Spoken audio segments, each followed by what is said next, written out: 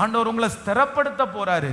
கண்ணீர் கண்ணீர் கண்ணீரின் ஜெபம் எத்தனை பேருக்கு வேணும் அப்படின்னு நினைக்கிறீங்க? பாருங்க, இப்போ நான் ஒரு 2 மினிட்ஸ்ல அதை முடிக்கிறேன். இப்போ என்ன நடக்குது பாருங்களேன். அப்படின்னா இப்படி இந்த யோவேல் எழுதின தீர்க்கதரிசா ஆரம்பிக்கும் போது ஒரு 3 காரியத்தை சொன்னேன். நம்பர் 1, முதலாவது என்ன நடக்குது? அறுப்பு ஒளிந்து போயிட்டு. நம்பர் 2, ரெண்டாவது பலி நிறுத்தப்பட்டுச்சு. மூன்றாவது சந்தோஷம் முற்றிலும் அவர்களை விட்டு எடுக்கப்பட்டுருச்சு. உடனே யார் ஜெபம் பண்றா? பலிபீட மண்டபத்திற்கும் பலிபீடத்திற்கும் நடுவாக நின்று ஆசாரியர்கள் மறைவிடத்திலே அழுது ஜெபம் பண்றாங்க. இப்போ ஜெபம் பண்ண உடனே என்ன நடக்குது பாருங்க. வேதத்துல நீங்க வாசிக்கும் போது 2ஆம் அதிகாரம் 19வது வசனத்தை ஃபர்ஸ்ட் வாசிங்க.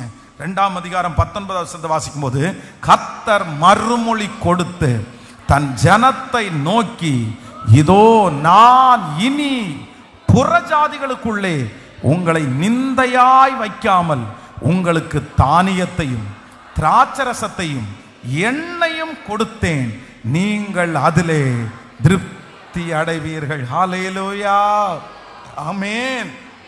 ஆண்டவர் என்ன கொடுக்கிறாரம்மா? தானியத்தை, திராட்சரசத்தை, எண்ணெயை கொடுத்து கர்த்தர் உங்களை என்ன பண்ணினார்னா, ஆமென். அவங்க எல்லாரும் உன்னை பார்த்து உங்கள் தேவன் எங்கன்னு கேட்குறாங்களா? உன்னை ரொம்ப மோசமா ட்ரீட் பண்றாங்களா? உனக்கு இதெல்லாம் ஒரு அற்பமா நினைக்கிறாங்களா? நான் இனி புற ஜாதிகளுக்குள்ளே உன்னை நிந்தையாய் வைக்காமல், சொந்தக்காரங்களுக்கு முன்னாடி நிந்தையாய் வைக்காமல், கூட இருக்கிறவங்களுக்கு முன்பாக நிந்தையாய் வைக்காமல், உன்னுடைய ஆசாரியருடைய கண்ணீரை நான் பார்த்ததுனால தானியத்தை கொடுப்பேன், திராட்சரசத்தை கொடுப்பேன், எண்ணெயை கொடுப்பேன். நீ அதனால துக்கமா இருக்கிற நீ திருப்தியாய் மாறுவாய். ஹல்லேலூயா. அடுத்து